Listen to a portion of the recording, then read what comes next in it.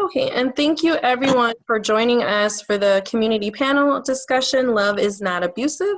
We have special guests joining us today, and this community panel discussion is brought to you by NDV Healing Support Incorporated, Narcissistic Domestic Violence, and I am Teresa Simon, Executive Director and founder of NDV Healing and Support Incorporated. The mission of Narcissistic Domestic Violence Healing and Support Incorporated is empowering women through education on domestic violence, providing comprehensive support services, and advocacy for domestic violence survivors, and promoting awareness throughout the community. So with that being said, we have our community panel discussion, Love is Not Abusive event today, and that is designed to bring awareness on domestic violence and then allow the professionals here to discuss the domestic violence. So we're going to get started with some of our questions.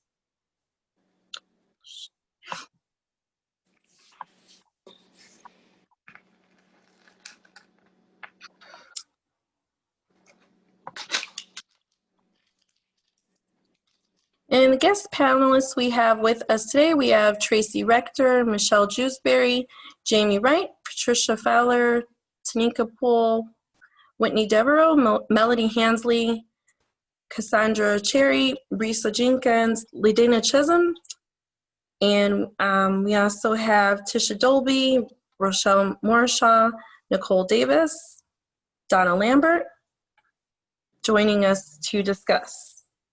So we're going to get into our first topic. We have just a few topics surrounding domestic violence.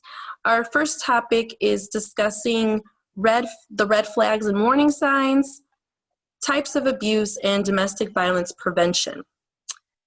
So for those of you that are watching, domestic violence is the willful intimidation, physical assault, battery, sexual assault, and other abusive behavior as a part of a systematic pattern of power and control perpetrated by one intimate partner against the other.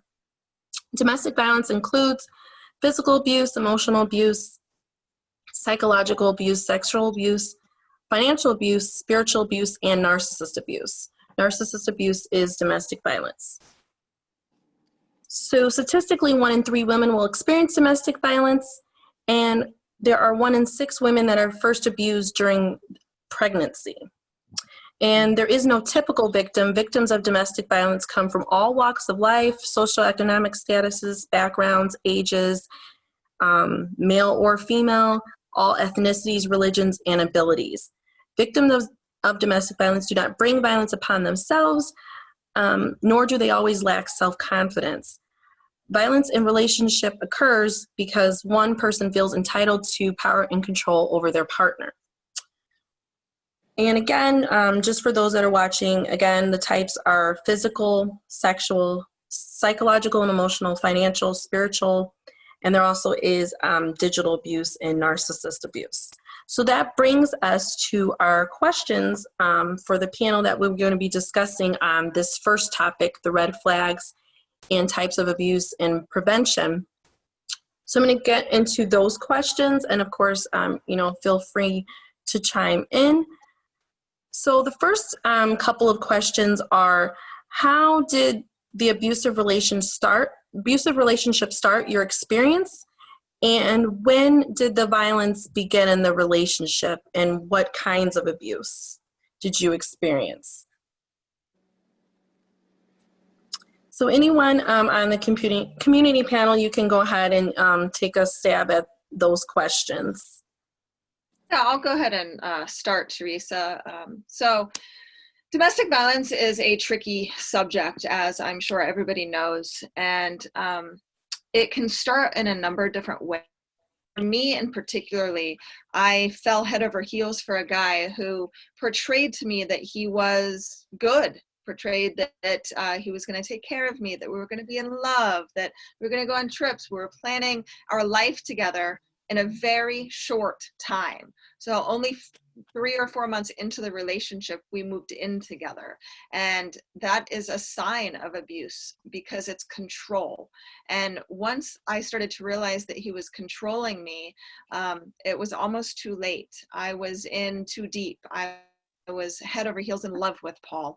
And at that point, it just progressed into physical violence, which happened about 4 months into the relationship, to sexual violence, which happened about 10 months into the relationship. I experienced physical, emotional, sexual, and financial abuse from my partner. And it escalated very quickly. You know, looking back, I saw many warning signs, many red flags, but I chose not to look at those because I so badly wanted the relationship to work. And those red flags, you know, when you go out to a restaurant with your spouse or your loved one, because domestic violence could be man or woman, but in my case, it was a male who hurt me. He would not speak to the waiter or waitress in an appropriate way. He was rude. He demanded a lot. He wouldn't let me order. He didn't allow me to have a voice. And that was one of the first signs.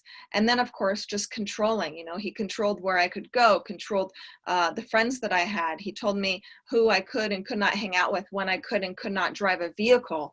And of course, didn't need to have a job. So looking back, I saw those red flags, but like I said, I really just wanted to be in love with him.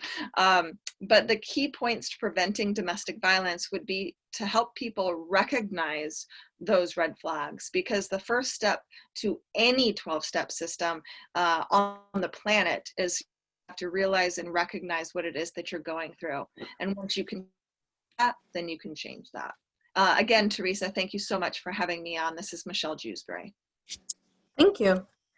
And did anyone else want to go ahead and chime in just about like when the violence began in the relationship, what kind of abuse you experienced, and you know, what type of warning signs that or red flags that you noticed? When I first, this is Marigold Oh, Edwards. okay. Yeah, this is Marigold Edwards from Daisy Freedom House. When I first met my abuser, we met by a mutual friend who'd known him for many years and clearly didn't know that he was like that. And they kind of match made us. And so we had a long distance relationship. I was in the UK, he was in the USA. And I must admit, I didn't know what red flags were. It wasn't until I was in the domestic abuse relationship and then I went to a support group that I even heard the phrase red flags. I didn't know what it meant. But what I would say is that sometimes there was concerns or things that didn't seem right, incongruent things. And I didn't quite know what to make of them. So sometimes he'd say, oh, I'd say when we were having our long distance relationship, I'd say, oh, I'm going out to the store. I like to go there late at night because nobody around. And he would express real concerns, and then he'd just drop it. And then what I came to realize, the reason why he'd drop it was because he was many miles away. There's nothing he could really do about it. So he would drop it.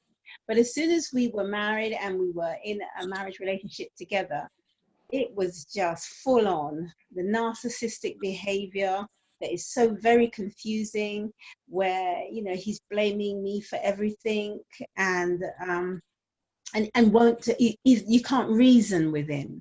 He couldn't be reasoned with. It didn't matter how logical I was trying to be. Well, I was good at being quite logical. He just wouldn't recognize it. It didn't matter. There was always something that he could override it with. And that became very confusing. And this was within 2 months of us starting to live together. And so the narcissistic behavior, that was really odd. And then it started a little bit subtle. So I remember one time he came up to me and he threatened me. He stood over me like he was using his size because he was much bigger than me. And I thought, well, why are you doing that? Back off. And he wouldn't back off. And I'm thinking, well, I was just confused. I couldn't understand why he was doing that. But he knew exactly what he was doing. He was used to doing that kind of behavior. And that was in the first 2 weeks of us being together. And it just escalated just within that 2 months. You know, wouldn't let me use the car. And then I had a friend come over from the UK to visit. And no sooner as she did, I mean, we were in the car together and this man slapped me right in front of her. I'd never even been slapped before. I mean, it was so quick. But I came to realize that this was behavior that he had done before. And I think even himself, he didn't realize how quickly he would just swinging back into that kind of behavior when he was back in a relationship. It's like it was like a trigger. Being in a relationship was a trigger to start that behavior. Thank you. Thank you for sharing. I definitely agree with that. So can anyone answer what kinds of abuse you experienced and if the violence escalated? And of course, still like any warning signs, those 3 questions, if anyone else wants to go ahead and discuss those. Sure, I'll answer. Go. This is Evangelist Patricia. I experienced it started out, I experienced verbal abuse first initially, and then that worked up to emotional abuse, which worked up to the physical abuse. And there were signs, but I think when you're young, because I was young, and when you're in love and somebody, I mean, I don't know back then that I knew it was domestic violence. I knew I didn't like it, but I didn't know about domestic violence back then. You try to make excuses for them. You know, well, he had a hard day at work, he's mad, so he comes home, the kids are making noise or whatever, so he's gonna smack them around a little bit, smack me around because the kids are crying and won't go to bed and he has to get up and go to work tomorrow. Well, so do I. But I think we just tend to turn our head the other way when they do things, and we know, like I said, I didn't know it was domestic violence, but I knew I didn't like the way I was being treated. So, you know, it did escalate pretty bad, where police was called. One time I remember the police being called, and you know when you call, like if a child plays on the phone and dial 911 and then hang up, the police will call back and say, is there a problem? I had called and told them we were fighting, and he snatched the phone out the wall, but they never called back. They never came out to see what was going on. And at that point, I knew I was really in danger. He even pulled a gun out in front of me one time, I guess to try to intimidate me, when I had moved on and he came to see the kids. And he wanted to take them with him and I wouldn't let him. So he took the gun out and set it on the table. And I guess that was a threat to me to say, you know, you're gonna let me take my sons with me, which I did not. You know, if he was gonna do something, he, you know, was gonna do it. I don't know what I was thinking, but he wasn't taking my kids. So my abuse did escalate, initially starting from none. When I met my ex-husband, he didn't even curse for a man.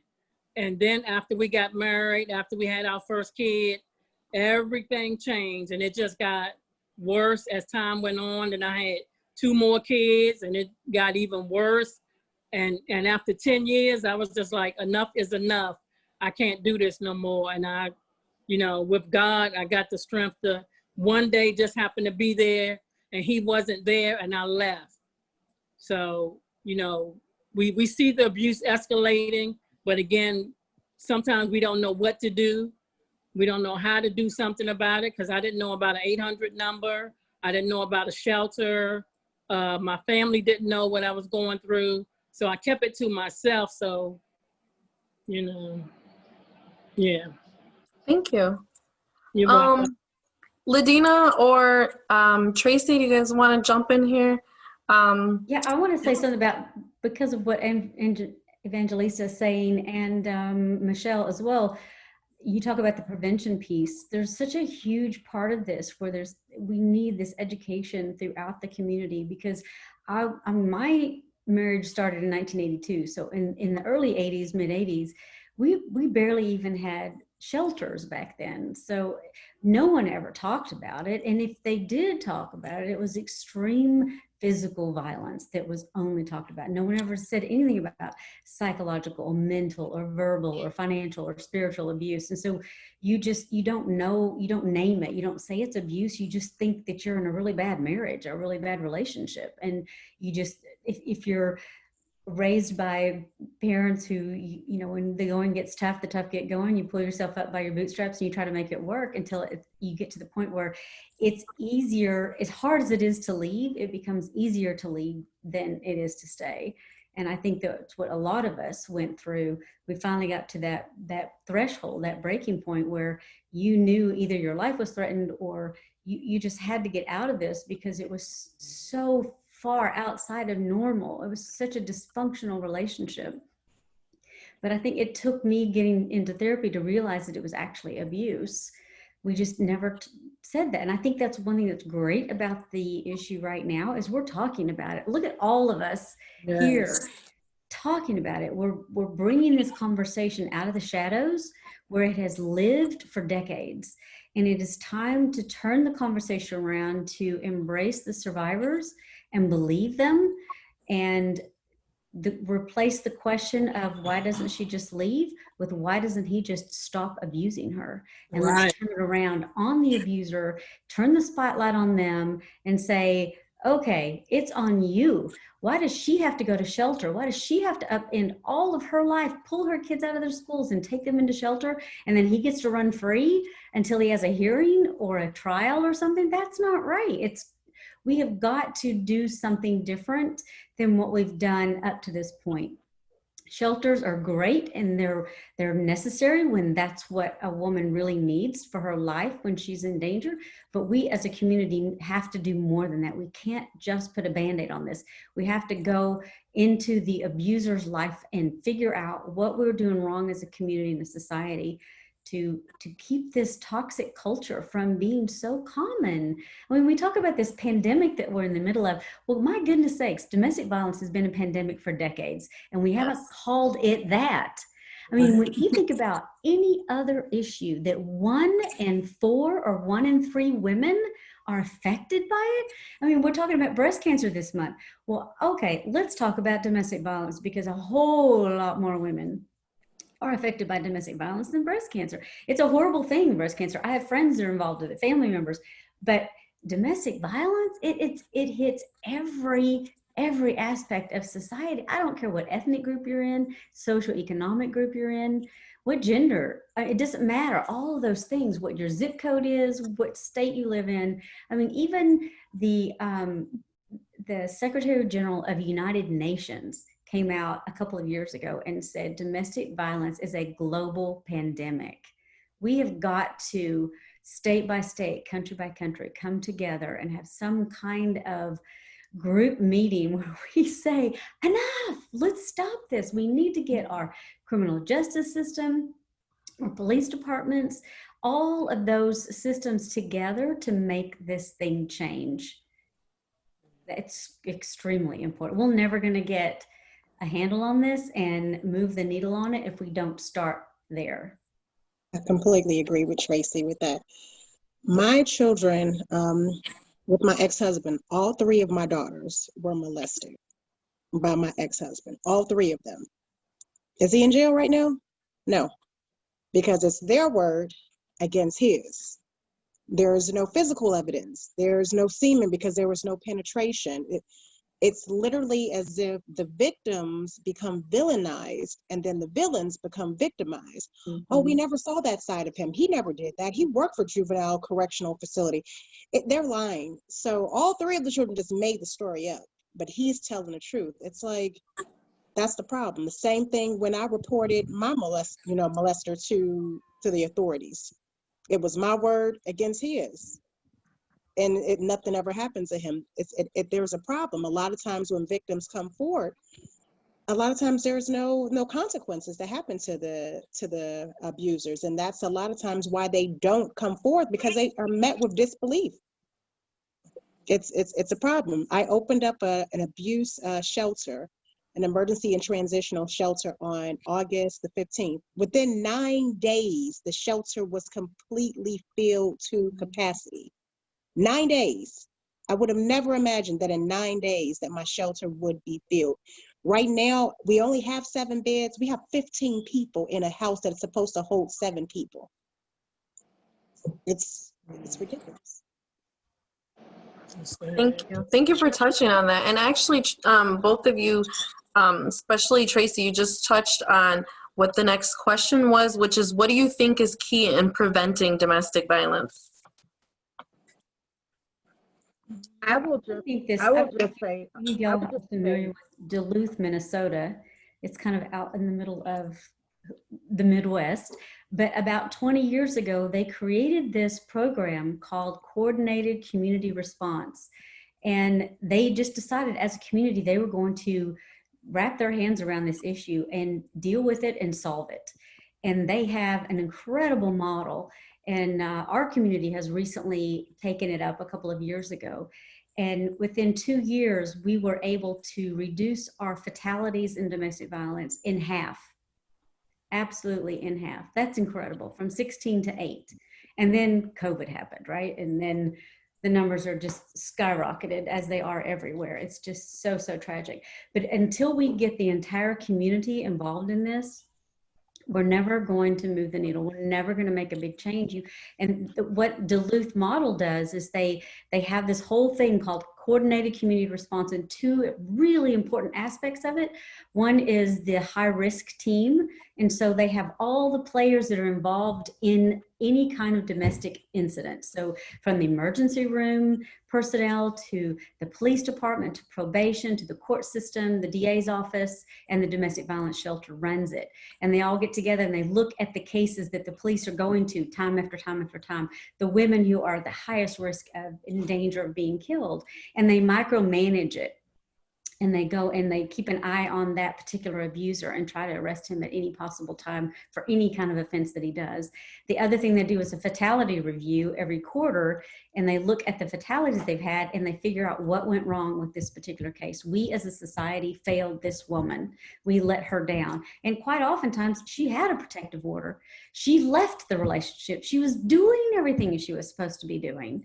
And he still, for whatever reason, the parameters weren't put on him strong enough that he was still able to get to her. So one of the things that we did is we invited the guy in charge of probation, to come to the high risk team.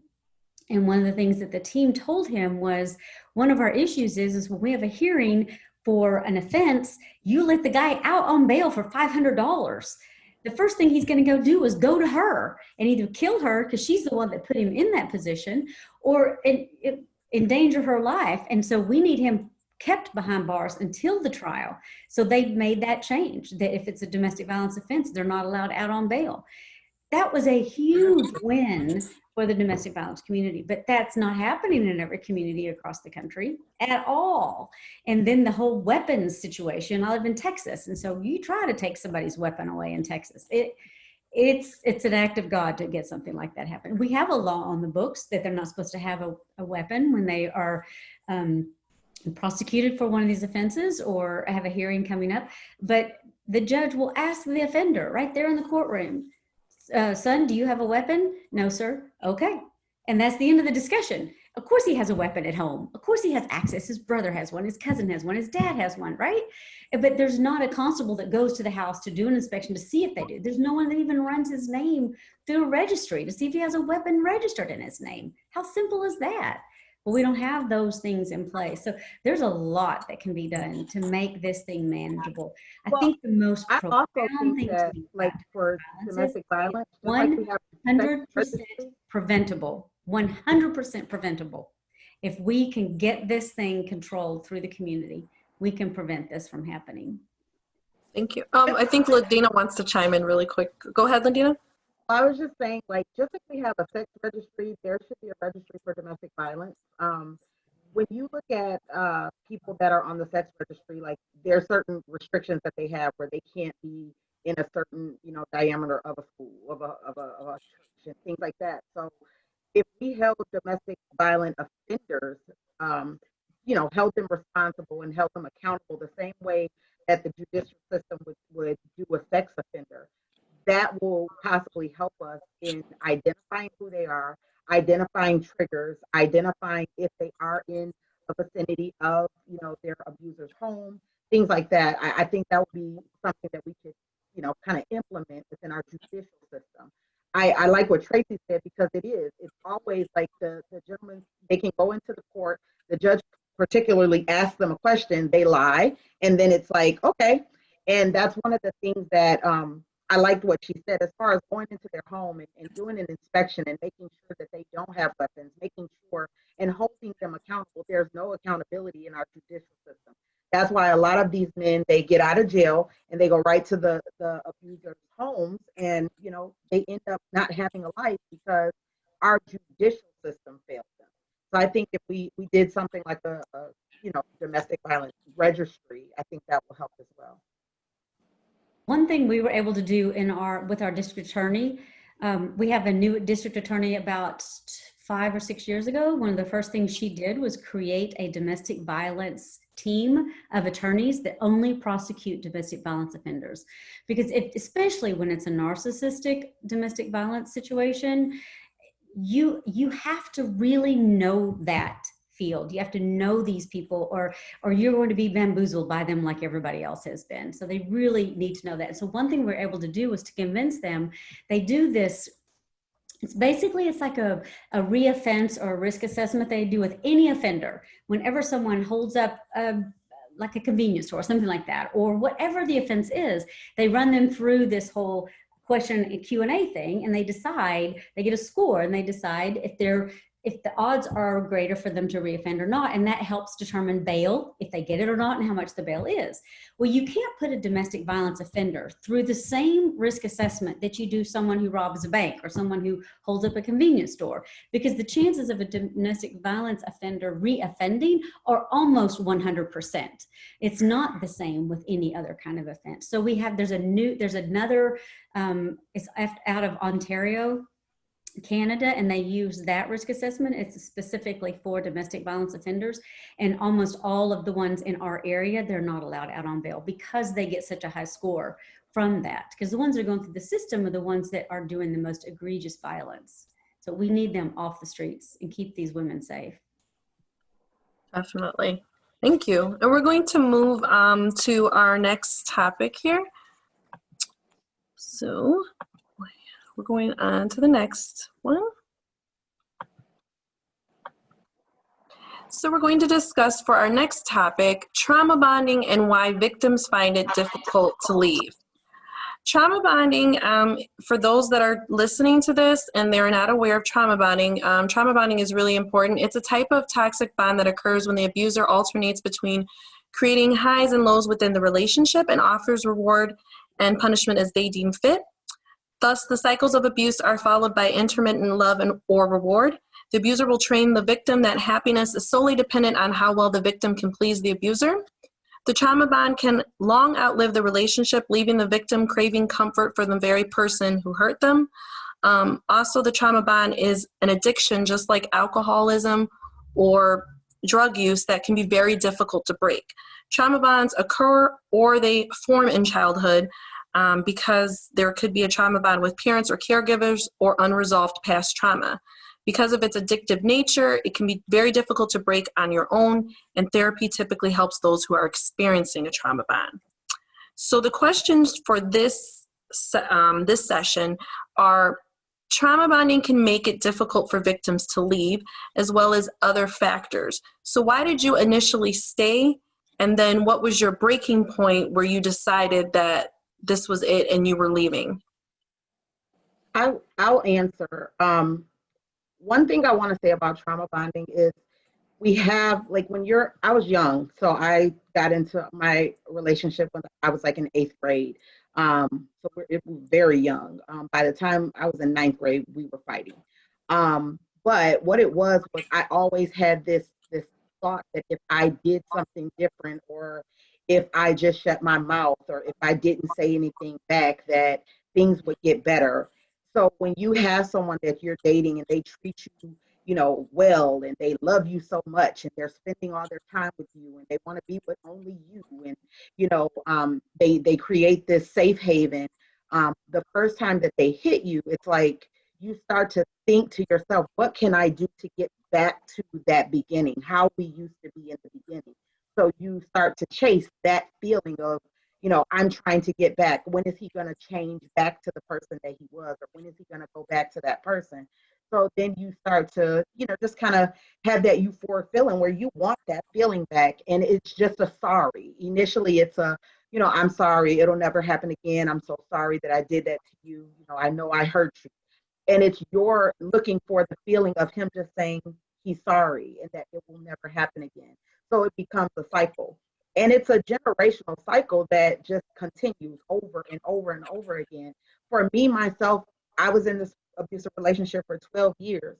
And I always told myself internally, like, you deserve better. Why are you doing this? Why are you staying? I would get upset with myself. I would try to leave. I would leave for a short amount of time. My family would tell me to leave, and I would feel, empowered to leave. And then, they would talk to me or something would happen and he would say something to me or make me feel a certain way or make me feel bad for leaving. And then I would go back and then I start to feel bad all over again because, I failed. So then he would comfort me when I would go back. Then he would be there with open arms to, hug me, love on me while I went back. And it would just continue to repeat over and over again. So it was just not so much anything that occurred to make me leave. For all these years, I had told myself, you deserve better. You don't deserve to be treated like this. You don't have to accept this. There's, something better than this. You don't have to continue taking this. And by the grace of God, it was just one day, there was, something that needed to be taken care of with my car. My car broke down. I couldn't get to work. And, it was just an excuse of why he couldn't help me. And that's what released me from that relationship. I said, okay, you can't help me. I'm leaving. And he cried like a baby. He, called his mom and said, she's leaving me. He couldn't believe it because he hadn't hit me. So we would go these periods of time where, he would help with the kids. He would help around the house. He would help with the bills. And everything would be great, but then it'll be something that occurs that start us to, fighting. So this particular time, there was nothing going on. He felt like he had been doing everything right, not thinking about all of the years of abuse that I had gone through, that I had talked to myself and told myself, like, I deserve better. It wasn't anything gruesome that happened to snap me out to make me leave. It was something extremely simple. And I just said, enough is enough. Like, I've endured all of this and it's gotten me nowhere. So I decided to leave, but it was years and years of that hamster wheel that just keeps you going. So mine would be the polar opposite. I'm Jamie Wright. I was 40 years old in my domestic violence, emotional violence relationship, and it actually happened recently. The abuse started a few years ago, just like Michelle and some other people said. It started a couple of months into the relationship, but it escalated during COVID. And my breaking point was him hitting me in the face with my laptop in April and knocking my teeth loose. And I had to go to a shelter here in the Houston area.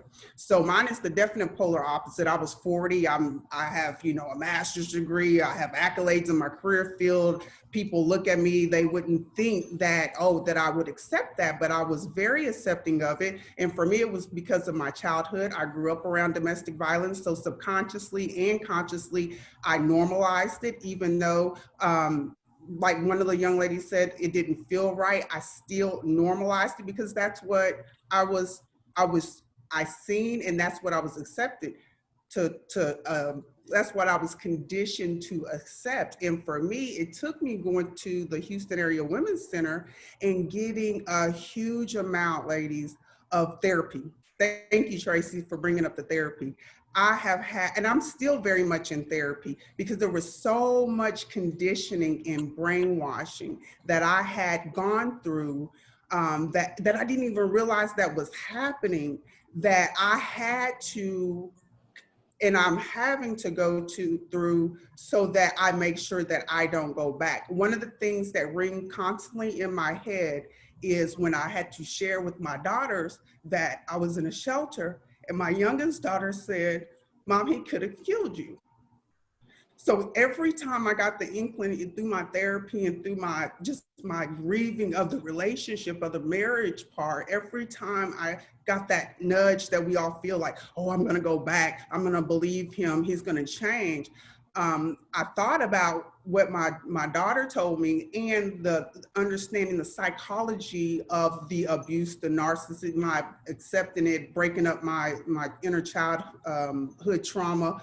It helped me to persevere. And I met Michelle Jewsbury at a conference, and as a result, you ladies, like from April to now, I've been on platforms like Miss Teresa's. I've shared my story on 60 Minutes. I've gone on the TV show The Doctors, and it's very much because of the therapy that I went through to undo the years of trauma and conditioning that I experienced. I mean, it takes time. People don't realize that it's how long it takes to heal from domestic violence. I came out of mine in 97, but I couldn't even talk about it until 2014. So it takes time. I mean, if you really trying to be, I was trying to be healed and whole. Like if I mentioned his name, I wouldn't break down, you know, hurt, crying, all that kind of stuff. When I talk now, people say, ooh. And it's for me, it's more of a passion. It's not anger, because I'm past that point. Forgiveness has been made on both sides, but it takes a long time, especially when you have been mentally abused and so much is in your head. I can recall a point where I would never take a picture because he used to tell me I was so ugly. Now, this is somebody that said they love me and married me, but I'm so ugly. But when you hear that day in, day out, morning, noon, and night, for breakfast, lunch, and dinner, you start believing that. And now, who got a camera? Because I'm ready. So it just, it takes time. The bright side, though, the hope that anybody that's listening can hold on to is you have women and some men that are passionate, like all of us, and like Teresa, going the extra mile for this platform. Because right now, as we speak, you all, I am in the process of the criminal part of my journey. My offender got out of jail for a $20 bond. I buy 2 lattes at Starbucks for $20, right? So the bright side and the hope is shining the light, opening up the conversation, having these beautiful platforms like these to raise awareness. Tracy, I'm sitting here, I got a whole stack of notes of ideas to push from a legislation point. Right? We start at the grassroots level with us, but then we take that and we take it out to the community, go up and up and up. And eventually, hopefully we can change laws. I'm in the process of reading the Texas law right now to see if a dog, God forbid, is abused, what are the criminal charges on that? Well, I know for family law, for me being hit in the face with a laptop is a misdemeanor. It's worse. Right?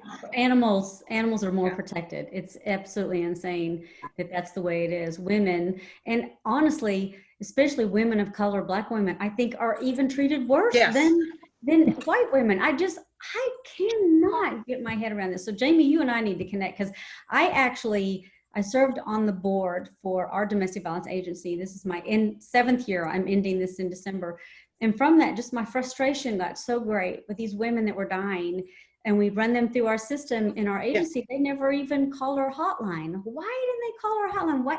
So it became, after really thinking about it, it was a lack of awareness. They either weren't aware that they were in so much danger, or they didn't know that this agency existed to help them with legal, transitional housing, all the counseling and crisis management they needed. And so as a result of that, what I ended up doing was producing a film. So I found a filmmaker, and she wrote the script, and we made a film to raise awareness of domestic violence.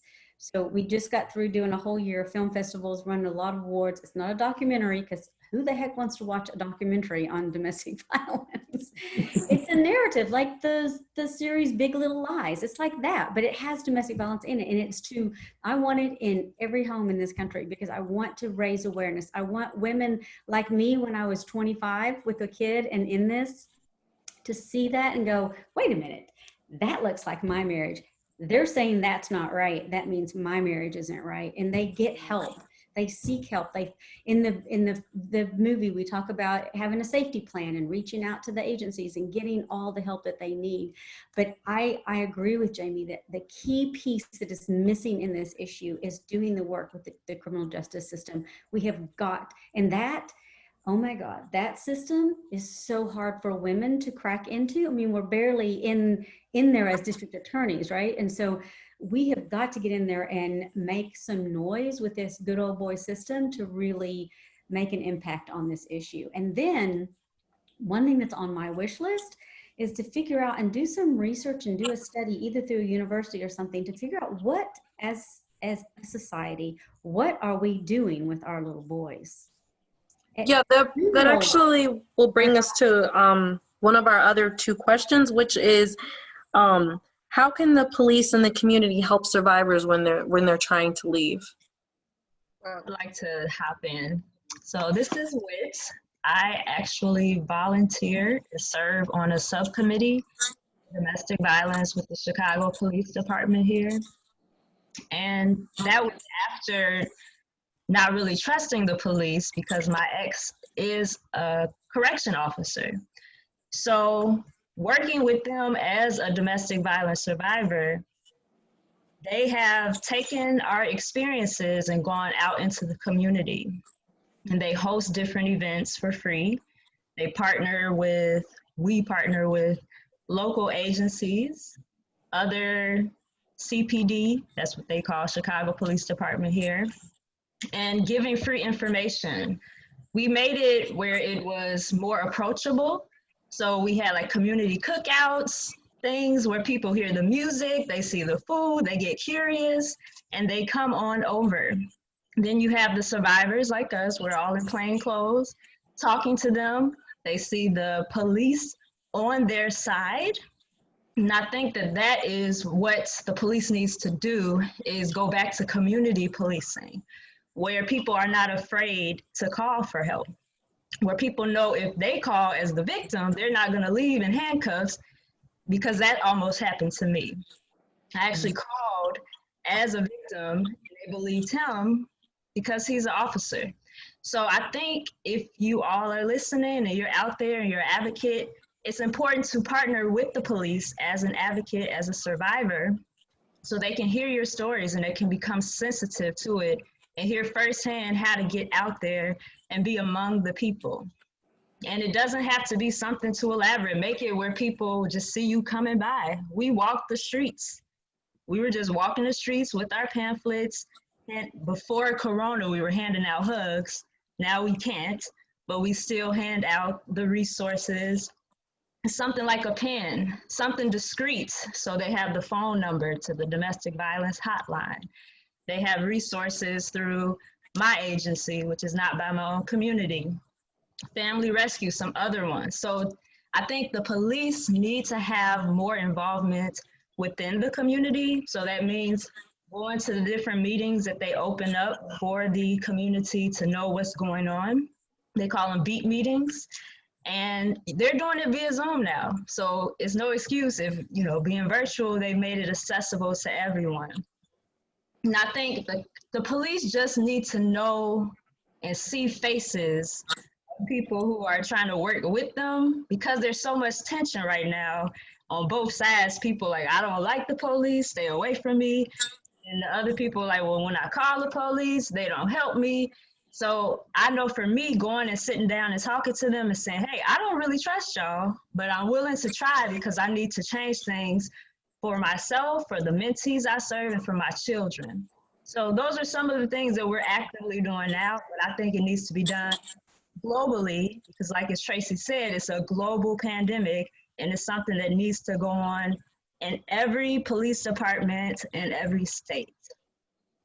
It is I like the fact that she said that, because I'm from Chicago, and when my abuse was happening, one situation, I called the police on him, but I'm one of those females. Yes, I was being abused, but I wasn't a female that was being abused. I'm just gonna lay there and cover my head. You're gonna know that I'm gonna give you as good as you giving me. I'm not to sit there. So because when they got there, he was beat up too. Don't you put your hands on me. I'm not gonna put my hands back on you. he said that I beat him up and they took me. So it's like, but you see a history of me keep calling the police because he's jumping on me, but then you take me, you believe him this time. So the last time I had to call the police and send the paramedics because I really thought he was going to kill me that night. I stabbed him like 7 times.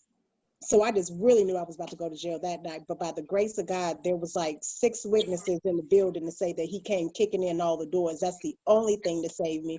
Otherwise, they would have taken me that night too. So you don't have that trust. Like the people that we're supposed to call to protect us, when they get there, is my word against theirs. That's the issue that we had over here.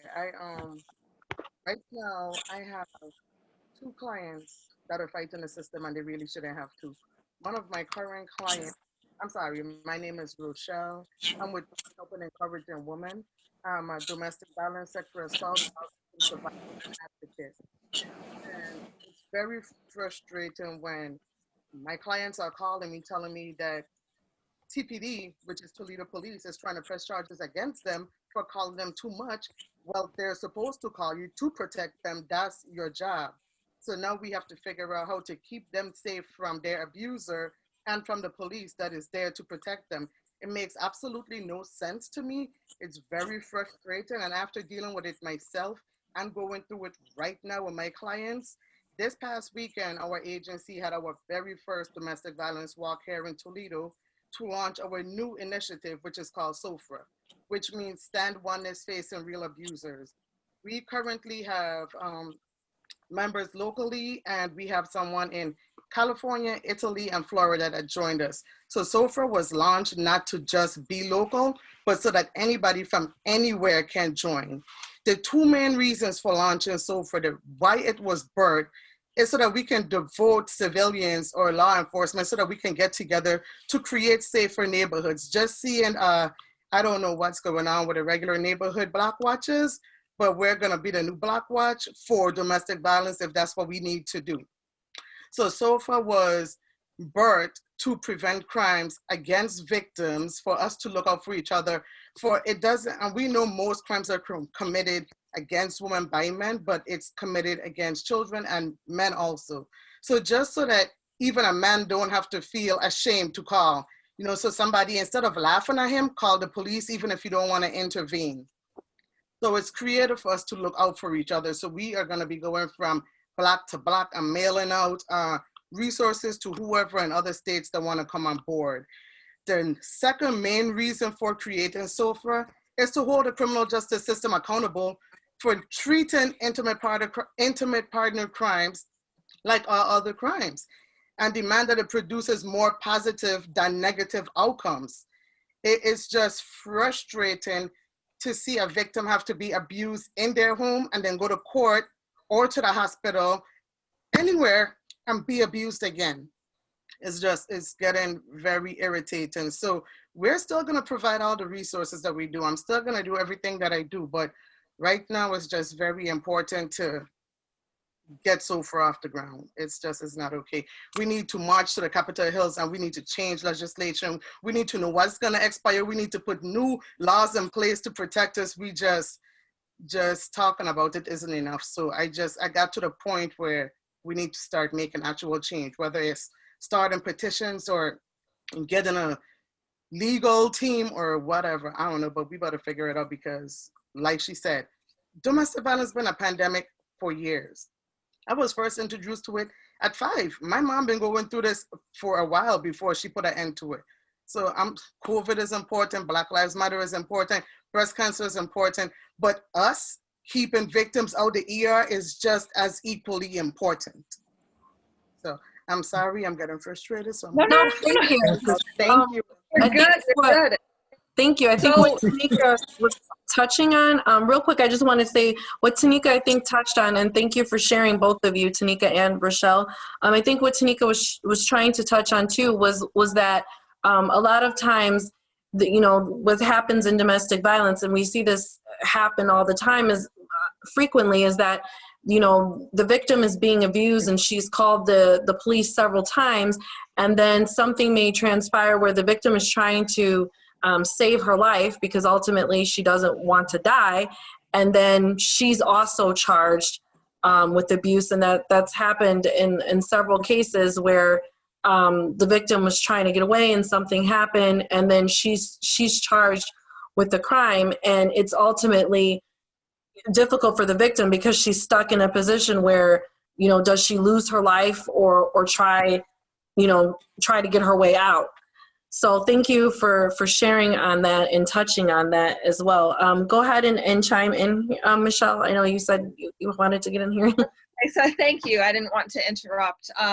So what's interesting is, yes, I believe we definitely change legislation. Being a survivor of domestic violence, along with all of you ladies on here as well, the thing that we don't talk about is the rehabilitation of the abusers, though. So Yes. this is a global issue. I run a nonprofit organization that works internationally. We're in Ghana, Sierra Leone, and Rwanda, and expanding to the United States. When I was overseas, the one thing that they asked for, the women asked for, is we need to educate the men. The men. Bring the men in. We have to educate them because they don't know what they're doing is wrong. And even here in the United States, I've spoken to so many abusers who are, oh, I didn't know I couldn't do that. I've been doing that since the beginning of time. My parents taught me to do that because it's a cycle. So Yep. we have to rehabilitate not only the victims, but also the abusers in order to create sustainable change. And not only that, you have to remember that, like, it's, for me, for instance, I know my kid's father, once I left him in his next relationship, I was the one that was warning his new girlfriend because she thought that he was the light of her life and he was this awesome guy. And for me, I'm like, it's only a matter of time. He never pulled the gun out on me, but he pulled the gun out on her. And so his cycle just continued with numerous women, where he would continue to put his hands on numerous women and still not face any type of consequences. So like you said, he doesn't understand. It's something that was rooted in him from way back when he was a child that he has never identified, and nobody has helped him to identify because his family enables him. So he has no clue of really what he's doing. And also because we have to, I just wanted to touch on this really quick because I co-parent with my abuser, or he counterparents with me. But we're getting to that topic in a second. Oh, I'm sorry. No, you're fine. We're going to get to that topic in 1 second because we have one more question in this session. And if anyone wants to take a stab at that, and then we're going to actually get to the next two topics. The last question in this topic is, because we already covered the police and how they can help when survivors are trying to leave. The last question in this topic is, did the violence continue or escalate after you left? Because digital abuse and stalking are part of domestic violence. It's a part of domestic violence that sometimes gets left out and it may not get talked about a lot. But digital abuse, the text, the harassive text messaging, the harassive calling, FaceTime, internet abuse, as well as the stalking is a big part of domestic violence. And a lot of times that does escalate once the victim leaves. So has anyone experienced that, or anyone want to chime in on that? I want to chime in, please. Go ahead. This is Tish. My nonprofit is called Power, Passion, and Purpose, Inc., where I work with women who've endured trauma, helping them heal from the inside out. Whether it's domestic violence, child abuse, loss of a child, we encompass the whole woman. But the thing that my first abuser, okay, let's start with that. It took 4 adult relationships for me to stop the cycles of abuse. I've been enduring child abuse since I was 5 years old. So it was ingrained in me. And I spent my whole life saying, I'm not going to be like my mother when I grow up. But because it came in a different package, I fell victim all 4 times because it looked different on the outside. It wasn't until I was in it that I realized. But each one, to answer the question, yes, my first abuser, he was my protector. He protected me against the world because I was fresh out of child abuse. But it started with the controlling. It started with the verbal abuse. It started with the, I'm the man, you're the woman. You do this, you stay home, I'm going out. And he's 8 years my senior. I didn't know that. It looked different. And because he treated me so well, the words didn't penetrate that it was abuse because I had grew up in it. So all of the arguing and stuff didn't make it, I was numb to it. It was my normal everyday life. But once 5 years in, 5 years, loss of a child, the second child that we gave birth to together, I left. We was back and forth, in and out the hospital, contusion in my lip, stitches, all that. Put him in jail, got back out. When I finally broke that cycle and said enough is enough, because I literally was walking around my house on eggshells. Scared to argue, scared to speak my voice, scared to, oh, he's on his way home. I'm tired. I got to get up and cook for him. It's 3 o'clock in the morning. I got to get up and go to work at 5. No, finally got done, put him out. He was stalking me and I didn't even know it. I got into my next relationship. He started fighting with that person, which ended up filtering into my relationship with that person. But after that relationship ended, me and him had finally got to, because we had to co-parent, got to a point where we were able to be cordial with each other. And I found out from his own mouth, he used to sit at the top of the hill and watch who came in and out of my house. So yes, it escalates. Yes, there's stalking. Yes, but you know, I was determined to break those generational curses that was plaguing my family with the abuse, with the addiction, with the child abuse. I was determined. It didn't matter.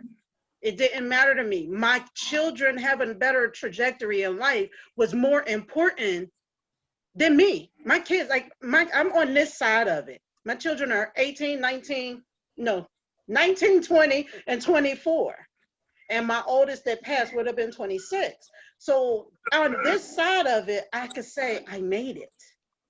I still am healing. I am still growing. I'm still maturing. I'm still figuring life out because I started being abused at 3. I'm 45. So to say, the last one, she's 19. That's how long I've been single. Because I said, God, I can't do it. I can't figure it out. My picker is wrong. I need help. And with your strength, I'm going to be able to raise my kids in a loving home where they're not going to be abused, where they're going to be able to see the red flags and the triggers. And that's what I focus on when I'm working with women. No, if you feel it in your spirit, it's wrong. Get away. If you hear something that's not sitting right with you, talk to somebody you trust. Because it escalates. It escalates from, no, you can't talk to that friend. And no, let me see what's in your phone. What time did you get home? Oh, you're going to the grocery store. All of those are little tickets that come up. Is beyond. The natural care about each other is there. We want to know that you're safe. But when it comes down to, well, you need to know what I'm doing 24 hours, 7 days a week, that's crossing the line. You're crossing a line, and eventually the words ain't going to work and the hands are going to come in. Now your life is in jeopardy. And so many of us do that in darkness. We suffer in darkness because we don't even know to open our mouths. We don't know how to open our mouths and say, I'm feeling this, because we don't feel safe. And that's as us, as a community, need to make these women feel safe, need to make them feel welcome, because that's why a lot of them don't talk. Because some of them don't even know. They're not even aware. But yes, it does escalate. Thank you. And I'm going to go ahead. We're actually going to get down to our next 2 topics. We have about 3 to 4 questions left, and then we're going to go ahead and wrap it up. So I'm going to go get to our next topics here. So the last 3 to 4 questions. Okay, so the next couple questions, we're going to move to discussing legal reform, which we actually already kind of had a segue into, and the criminal justice system and what changes need to be made. So this is actually what we were segueing into. So co-parenting can be difficult for survivors, as abusers often use the legal system to try to re-victimize the survivor. If the abuser is a narcissist, which a lot of abusers are, they don't co-parent, they counter-parent. The narcissist does not care about the collateral emotional damage done to the children as long as it hurts the intended victim, the other parent. So what is your experience with co-parenting with an abuser, and what strategies or tips can you give for co-parenting?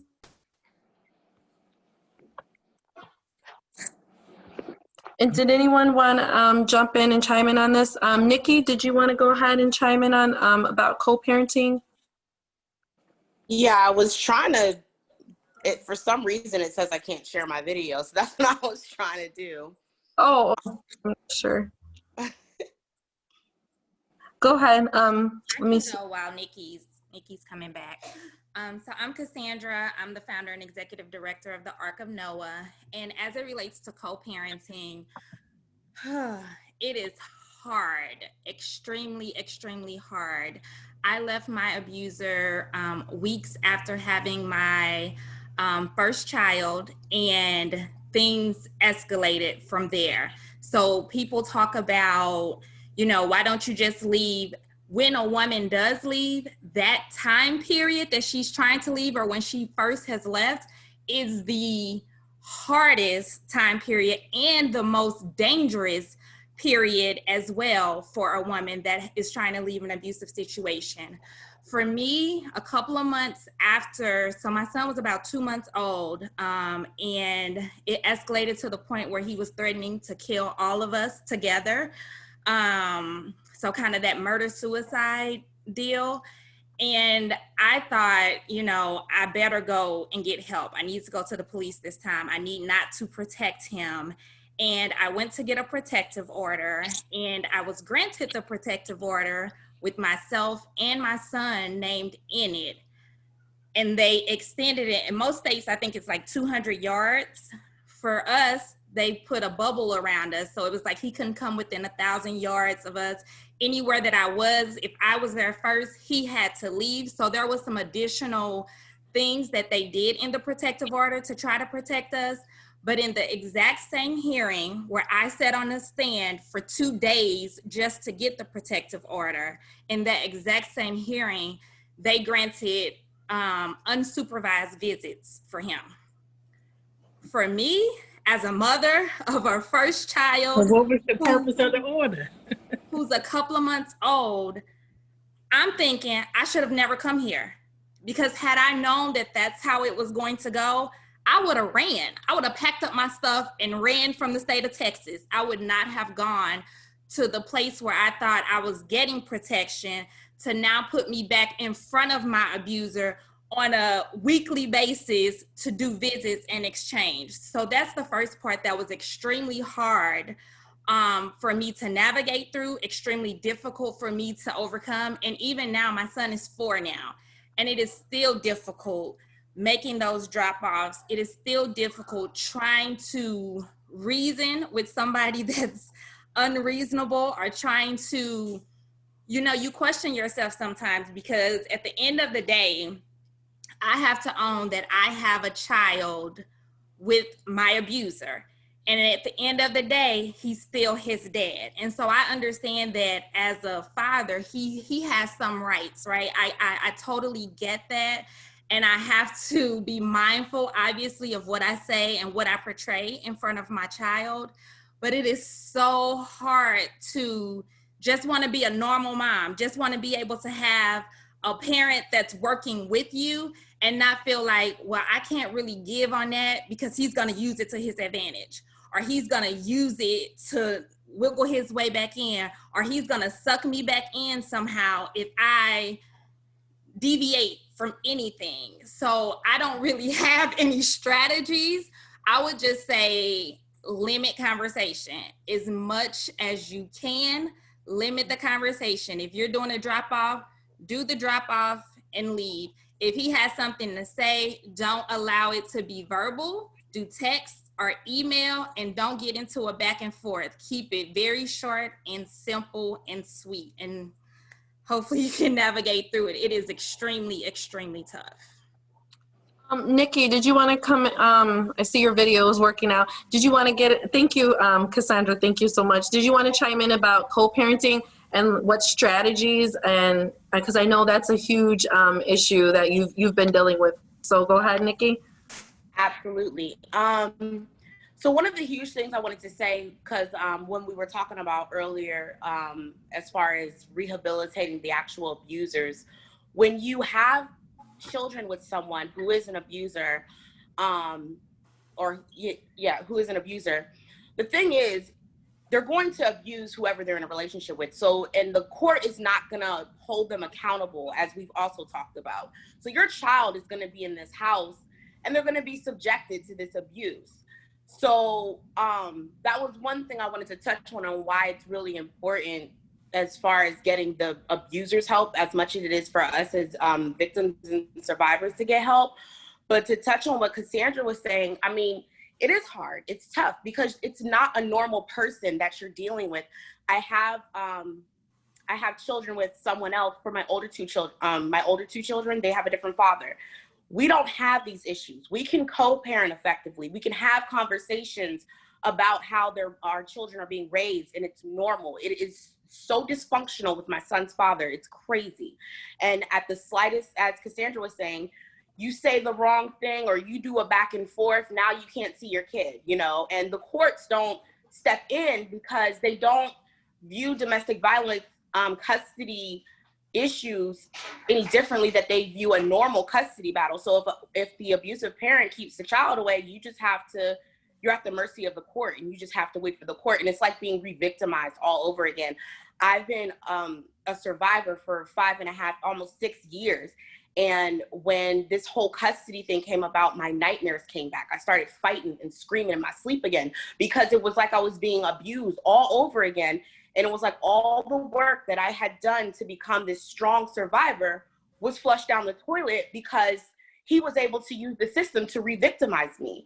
And I mean, it's sad. And that's why it's really important that we do try to change these laws, or at least make our voices known enough for the system to hear it.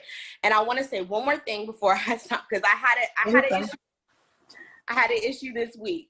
So I'm in the address protection program because I was victimized by my son's father, and he has me on child support. So earlier this week, child support had actually published my address on case search, which in Maryland is where you can see like cases and stuff. And I had to actually, and I didn't do this just so for me. I did it for, honestly, I feel like I did it for anyone in this situation.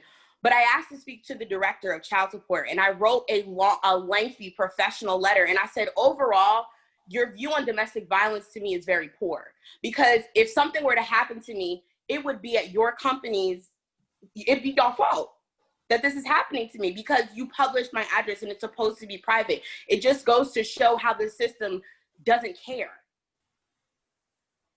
Because regardless of me being in this, and regardless of it being a misdemeanor to publish my address, you did it because obviously you guys don't care. And I was like, if you want to put me on child support, if you want to take money out of my bank account, I don't care. Don't publish my address because he's crazy and he came through my window and assaulted me. And I'm not going to sit here and be subjected to that because you guys don't take what happened to me seriously. And I did get an apology and all of that good stuff. And they said that, you know, my situation was special and they didn't have a protocol for it. But I felt like if I had not said anything, even though I had called the court and got it removed, even though I had fixed the situation, if I had not said anything to the entity that, you know, just didn't care and didn't do anything about it, then there's no way for us to be heard. And I feel like that's why it's really important that we tell our stories. We do these panels, that our voice is loud so that we can make enough noise so that they pay attention. And that's what's going to change these custody battles. And that's what's going to change you know, everything as far as like getting restraining orders and, you know, abusers doing more time, rehabilitating the abusers themselves, or making them actually figure out what is wrong with them, that they are so abusive, or why they are the way that they are, so we stop the cycle. We have to make noise. That's all I want to say. Thank you. And I just wanted to, before, because we're going to wrap up here, I just wanted to say, like, for those that are watching, for co-parenting with an abuser, especially if they're a narcissist, it can be difficult. So going no contact is best, maybe even third-party contact, or sometimes they have court apps too that you can use to communicate. So that way, the less that you communicate with them, the better. So that way, because they definitely will try to make it difficult as possible for you, because they don't co-parent. Unfortunately, they counter-parent because they're trying to hurt the parent. So moving on, we did touch on this a little bit, and then we're going to get to our very last topic. Our very last topic is outreach and awareness and public advocacy, because I know some of you have nonprofits and radio shows and books and things like that. So we're going to get to that last topic. One question before that last topic. There has been some progress in the criminal justice system, but of course there is a very, very long way that we have to go, which we've talked about a little bit tonight. Tracy talked a really good deal about that. It was a really good job with that. There's still a long way to go. So legal reform is definitely needed in domestic violence. So what changes would you like to see? I'll speak. Hi, so it's Whit again from Not By My Own Community, Inc. And I actually had court yesterday for this co-parenting situation with an abuser. So in addition to the tips you gave, what I've been telling my mentees and what I'm doing myself, we all have an election coming up. I'm not going to tell you who to vote for, but you need to know who those judges are. I know who my judge is, and she handled my case particularly well on yesterday. But some of my mentees don't have that experience. So you need to research the judges, and this November 3rd election, either vote to retain them or vote no to get them out. Because these are the people that are overseeing your cases. It's not enough for us to just vote by party. We need to know who these people are, because they're the ones who are seeing the case and either ruling effectively or ineffectively, putting your life in harm or trying to make a change. So I think everybody, before you go vote, if you already have not, look at these judges. There is a system called Ballot Ready, and it'll tell you if this is a judge that has bad things going on, cases pending against them, or if there's somebody who you should vote to retain. But I think that that's something that we can do together November 3rd, or if you early vote. Also, I did advocate for myself. So I'm a paralegal by trade, which for everybody who doesn't know, that's a legal assistant to the lawyer. So I know a thing or two about doing my own paperwork, filing the order protections, all of that, getting the court advocates. But if you don't, you can get the Talking Parent app. You can request to meet at the police station. That's where we do our exchanges. You can even request to have a neutral party do it. I do not talk to him whatsoever at all. There is no communication. And it's best that way, because my daughter, she came to me, she confided in me saying there was so much tension when we did talk. So, even listen to your children and see and take into account how they are experiencing it. Try to get them a court advocate. Try to get somebody, a guardian ad litem, or somebody who's going to advocate for them. And a lot of times when you're trying to get something done legally, they can go based on your income. So if your income is zero or you're on public assistance, you don't have to pay a lot. So I want people to know, yes, there is help available no matter how much you make. Yes, we need to vote to retain or get these judges out. And then also, if you're here in the state of Illinois, the Center of Domestic Peace, they will court order the abuser to get rehabilitated. And then some abusers who want to do it on their own, they can actually go enroll in the program and get help. So I wanted to give those resources additionally. Thank you. And I'll actually chime in here myself too about what I would like to see. For my own case, my case was actually out of Illinois, and my abuser had about 3 to 4 previous domestic violence charges with other past relationships. And it went through the court system. And originally it was set that, you know, he was supposed to have, well, based off of law, he could have, you know, up to 3 to 5 years. And it actually could be considered aggravated because of the fact that he had, you know, the prior convictions. But what ended up happening, you know, once it made its way through the legal system and they shaved off, you know, good time and all that, it ended up being that he would serve less than a year. And that to me sends the wrong message. It sends the wrong message to the abuser, and it sends the wrong message to victims, because as a victim myself, and, you know, first of all, as a nonprofit professional, I help victims all the time. And, you know, I work with them, I sit down with them, I talk to them, you know, okay, you know, you're getting a restraining order, you know, you've called the police, you know, you're doing all these right things. And I myself did those right things. I got the restraining order, I called the police, he was arrested, and did my victim impact statement for him to serve less here after assaulting me. And not, you know, an assault by any means is wrong, but such an egregious assault for someone to sit there and, you know, punch me in my face and my glasses shattering, and, you know, for me to be not able to go to work for several days, only for the system to say, not less than a year.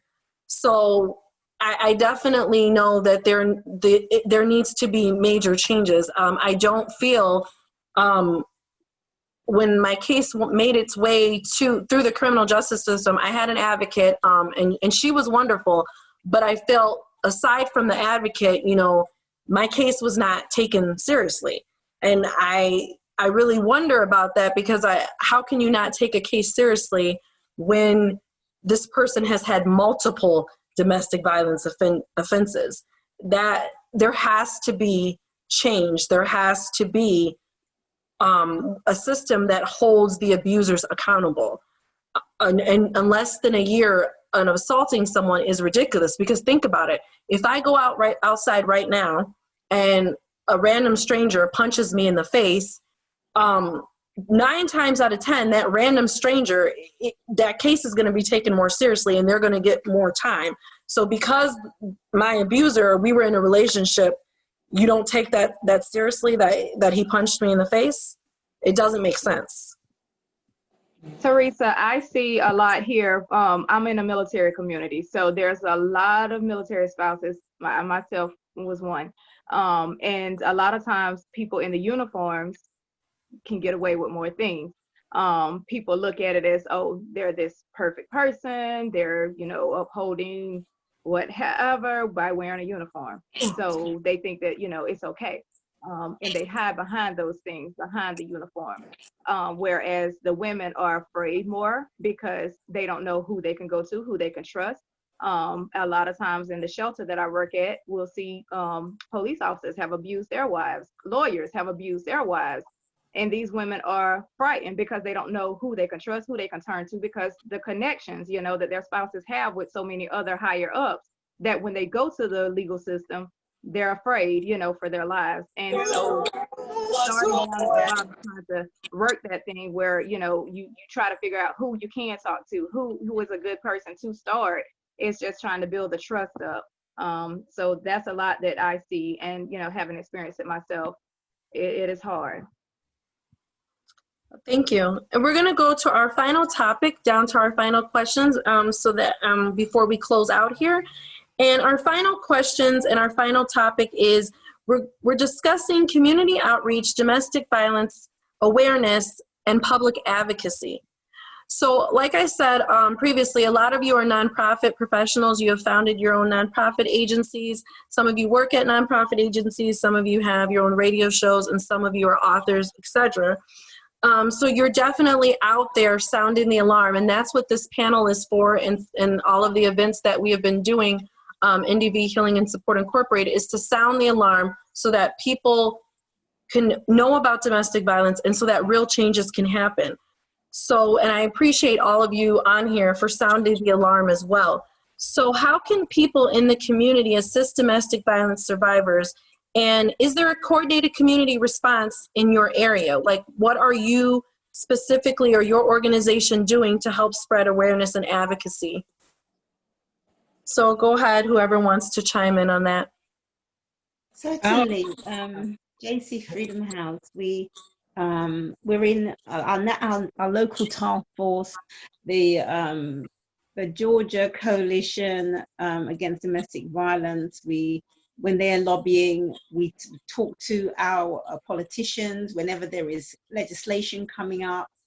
Also, the Georgia Commission on Family Violence. We just have input. They reach out to us for legislative agendas, and so that's one of the ways that we do that. But we work just on the ground in the community, raising awareness.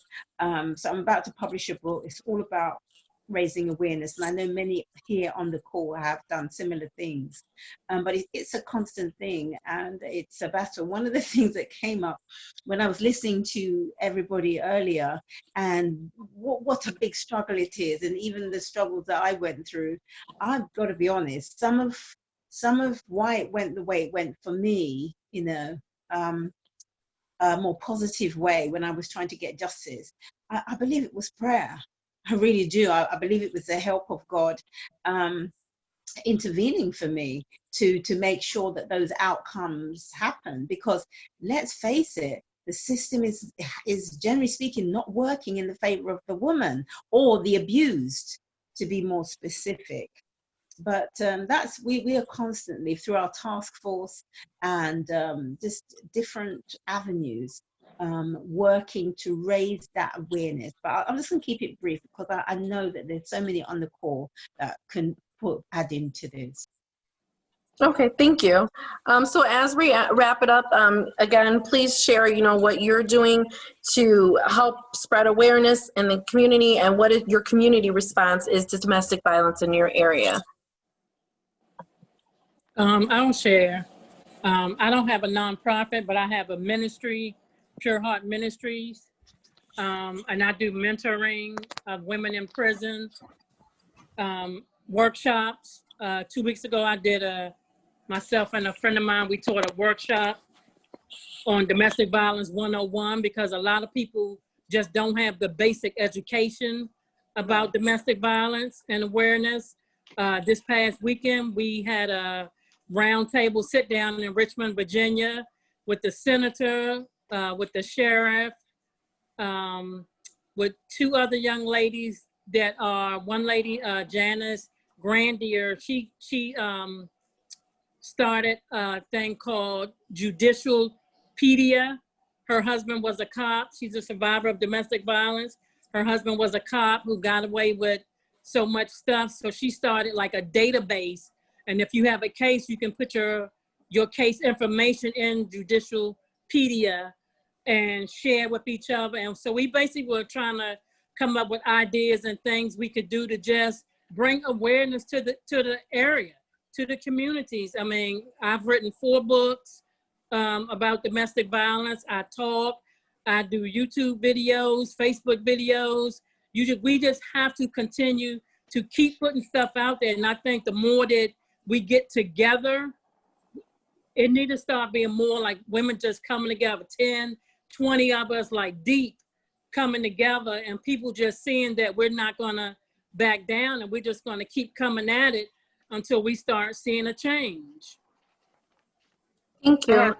I have to agree with Evangelist because I have a platform, Radical Radio, but I have been a domestic violence advocate for the past 5 years. I started out with my own blog in which I use my blog to actually heal and free myself and start to speak up. So I wasn't necessarily a speaker in the initial part of it, but I started writing. And as I would write out my story and write out the things that I had gone through, sharing my testimony, it actually freed me up so that I felt comfortable enough to start speaking. So I do speaking engagements every October. As we said on the platform, like we do understand that October is Breast Cancer Awareness Month, But every October, every year, I put on an event, and I always ask for women and survivors and people who have been affected by domestic violence to come forward and share their stories. A lot of people are still out there and they're afraid to share their stories, but I feel like the more women continue to share their stories, we will bring other people up to share their stories. I had a lady at an event 2 years ago. She was 77 years old and she had not said a word. And at that event, she shared her story. And it brought me to tears because I couldn't imagine holding that in for that long, but I do understand it. So just using the radio platform to invite guests and invite survivors to share their story. Our radio platform is all about people being able to share their testimonies and share their stories so that they can actually help others come out and heal. So I appreciate it. Yeah. And I was going to say right quick, I didn't mention that also. I'm a co-host to a talk show called Guidance to a Good Heart on Mondays. This past Monday, we had 2 male survivors on there talking about their journeys. So I do use that as another way too. We talk about not just domestic violence, but sex trafficking, rape, military rape, sexual assault. We talk about all those topics that people don't want to talk about or don't want to hear about. We had a domestic violence rally on there on October the 1st that had people all the way from London and overseas, different countries and stuff. So we do use that to put stuff out as well. Thank you. And I know Tracy Rector, who was on earlier, she's the producer of No Ordinary Love, which is a film, not a documentary on domestic violence. And so she does a lot of domestic violence awareness with that. And then she's also on the board for a nonprofit agency of Safe Haven. And Michelle, who was also on earlier, Michelle Jewsbury, is a nonprofit executive. She founded Unsilenced Voices, which she raises awareness through that. And of course, myself, I raise awareness through the nonprofit organization I founded, Narcissistic Domestic Violence Healing and Support Incorporated. And our goal is to do, we continue to do events like these so that we are sounding the alarm and raising awareness so that we can hopefully bring about change, because there's definitely a lot of change that needs to be made. Did anyone else want to jump in before we close off tonight? Yes, I did. Okay, go ahead. Who? Which one? Anna. Oh, I'm sorry. Was Which it? one of, I'm sorry. there was a couple of us. I know she hadn't talked. Oh, I'm sorry. Was it Risa? It was Donna. Donna? Oh, go ahead, Donna. Okay. All right. I don't know what. Okay. Hi, everybody. It's been a lot of good information. I don't have a nonprofit anything. Ain't nothing going on. No, you're an author. No, I'm just saying. You're an author. That's raising awareness, though.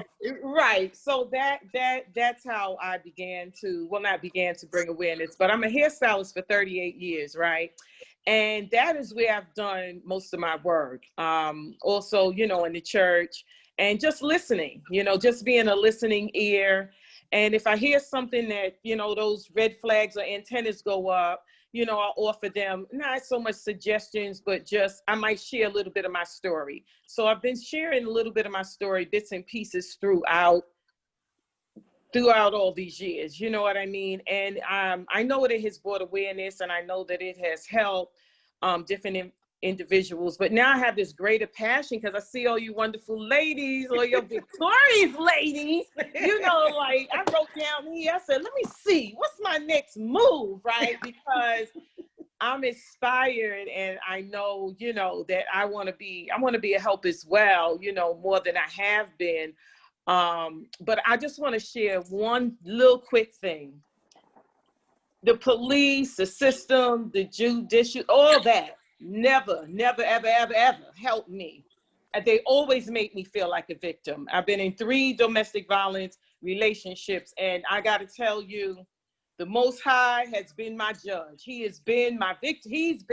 He's he's brought the victory to me, because even when they wasn't charged with domestic violence or whatever they was doing, they weren't charged, but it caught up with them after a while. My ex-husband, the one I was with the longest, the 9 years, my children's father, it just caught up with him. It's called karma, right? It's karma.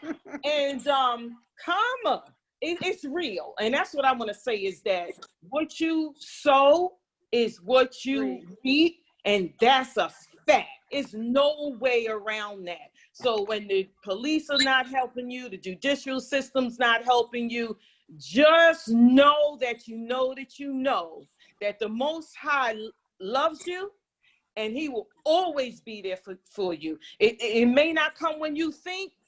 He may not come when you think he should come. But I'm here to tell you as a witness that he's always on time, and he shows up. It don't seem like it's on time, y'all. It don't. Sometimes I'll be like, why? Like, when are you going to help me, with this? And you know what? And I'm not happy about it, but I have to smile about it in a sense, because I saw all his dirt caught up with him. He went to jail for 20 years. As a matter of fact, he was supposed to do 20, and the poor thing didn't make it out. He didn't make it out. He died in the system. And I'm just grateful that by then, I was able to support my children. I went to see him, got my first speeding ticket, going to rush to see this, he was dying, but he died young man, 56, but his dirt caught up with him, so that's who I put my trust in for the most part, because I don't see, nothing has changed. And I was 18 when I got married, was abused since then, was reporting things. I'm 62 now, was in 2 other abusive relationships. 13 years ago, I got out my last one, and still the police, the system never did anything for me. And I tried, I tried. But I will say this, in Central New York, they do have advocates at the police stations. They are doing domestic violence trainings for the police officers here. So they are made more aware. The YWCA, they have a shelter. They had one in my area as well, but it didn't open. So they're doing a lot more. Even my son's a correction officer, and he said, wow, Ma, I didn't know this was domestic violence or that, because they gave him training, right? And as far as people going to get help, one of my exes had a whole program from New York City where they do deal with the abusers, but you got to want to go, and you got to want to help, unless you're mandated by the courts. And up here, pretty much ain't nobody mandated by a court. They get away with murder, literally, unless they commit suicide, right? And then, that's how that goes. But anyway, I just want to chime in and share. I've been just wanting to just put my little 2 cents in, okay? I love y'all, and thanks so much for inspiring me. Night. Yes, thank you. Thank you for sharing, Donna. Thank you for sharing your testimony. There is, unfortunately, there's so many cases, and like I said, that's why I shared my own. That actually happened in 2020, that it made its way through the legal system, and there's so many cases where, unfortunately, it is not being taken seriously. So we are a long way from the changes that really need to be made, and that's why we continue to do things like this and sound the alarm and raise awareness, because there's changes that definitely need to be made. And if we need to save lives, and we're saving lives by promoting the awareness, but we need to have that change in the criminal justice system, because we, unfortunately, by letting them out and keep giving them slaps on the wrist and not taking those cases seriously, you're letting them back out to hurt someone else again, or to hurt that same person again. And a lot of times that's what happens in these cases. They get the police called on them, they go to jail for a small amount of time, they get back out, and they end up killing that person. So we definitely have to sound the alarm on that. Did anyone else want to chime in before we close for the night? Yeah. Go ahead, Whit.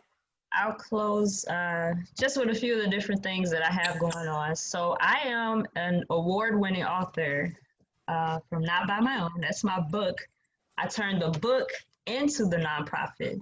So now I mentor women who are impacted by abuse, and it's all rooted in getting them back to the foundation of God. Because for me, my testimony is about overcoming and getting back in alignment with the Lord. So that's what I lead the mentees to do that come to me, that I feel the Lord sends to me. We just had our biannual event in October. We had it October 10th. So we always have something where we're doing a networking or celebratory awareness event, because I don't want it to be boring or make people feel terrible. I want people to do something that's fun and engaging and also learn. So we just had a paint and sip, which was a fundraiser. We had brunch, and then we had a judge come out who's running for the appellate courts. That's why I was telling y'all about. Make sure you vote. Know who your judges are. If you didn't know, I bring them to the events. So I always have legal represented, mental health services, because my therapist is actually the one who let me know I was in an abusive relationship. I had no idea. I went there for depression, left out having the power and control wheel, and knowing what my situation was about. So I use that will to teach other people. I also have a blog on whitdevereaux.com. I blog about overcoming and becoming one with God. And then I have a radio show called Wednesdays with Wit on Intellectual Radio. And my mentors, they're from all over. I'm here in Chicago, Illinois, but I mentor people in Italy. I mentor people, one is in Ghana, one is in Chicago, the other is in Tampa. We're all over. So God had given me this vision to have a hybrid program long before COVID. We've been doing this since 2018. And so we didn't miss a beat because we didn't have to transition from a physical space to virtual. We already been doing this. We have a membership portal where everything is housed. So those co-parenting classes that I was talking about, have a co-parenting with an abusive ex class that I teach, as well as a child advocacy when parent alienation is present class, and a ton of master classes in there. So I invite you all to learn more about the organization. You can go on notbymyown.org or whitdevereaux.com and get everything that I just mentioned. Thanks for having me. I appreciate this opportunity. Thank you. And I just wanted to also point out, besides the events that we're currently holding, Narcissistic Domestic Violence Healing and Support Incorporated, we've had several events take place virtually throughout the month of October for Domestic Violence Awareness Month. However, we also have support groups. Our bi-weekly support group sessions meet Saturdays. And so for those that are watching and are interested, you can register by emailing NDV Healing and Support Incorporated at domesticviolencehealing@outlook.com. Our bi-weekly support group sessions include mental health therapists as special guests. So the survivors that join get the benefit of discussing a specific topic, as well as mental health professionals that join, and they get to, at the end, they get to open it up and ask those mental health professionals questions. So I would encourage survivors to join us for those bi-weekly sessions. We also have a mentoring and coaching program. Those are all of our services are free. We have a mentoring and coaching program. We have a Moms Going Back to School program that helps survivors, they have gotten out of this abusive relationships. We help them with trying to start their businesses, as well as, applying for the FAFSA and enrolling in college. And then we also have our Safe Haven program that works with you to provide housing resources and assistance as well. So we are doing a lot in the community so far, NDV Healing and Support Incorporated, and we're just trying to make sure that we are getting the word out about domestic violence so that we can have real change and be able to support survivors. So did anyone else want to chime in last before we go ahead and log off? Anyone else? Yes. Our website is www.whewinCintl.org, and you can find all of our services on there. We have a youth counterpart called Take Teens Inspiring Kids, and it's a peer-to-peer program run by youths for youths. So the kids pretty much deal with all the issues we deal with the adults, and they have been pretty good. They have been a pretty good program, because a lot of times the kids will open up to their parents before they open up to us. So it's been really good having the teenagers work on that. We also have, for myself, dancing was a pretty big part of my healing. I'm a dance educator and I have a dance studio. So I also use dance as a way for my clients and anybody to heal. And we will start doing a free night every month just for anybody that's a victim that just want a night of liberation and in a judgment-free zone, you know, where you don't have to worry about paying for any classes, just something for you. All our services can be found on our website. There's a lot that we do, the support groups, whether you need assistance going to court by an advocate. So find us on the website. Thank you for having me, Teresa. Thank you. And I want to thank everyone who joined our, well, thank you first and foremost, everyone who is watching. We really appreciate you, and we really appreciate you sharing this, sharing the video so that we can promote domestic violence awareness. So we really appreciate that. And then also, I want to thank everyone who joined and all the speakers that came on and joined the platform. I just really wanted to thank you so much for doing that. And I just want to thank everyone who's watching, and again, everyone who came on, because our hope is that we really are able to promote change. So I want to thank all of you ladies, and thank you everyone for watching, and thank you.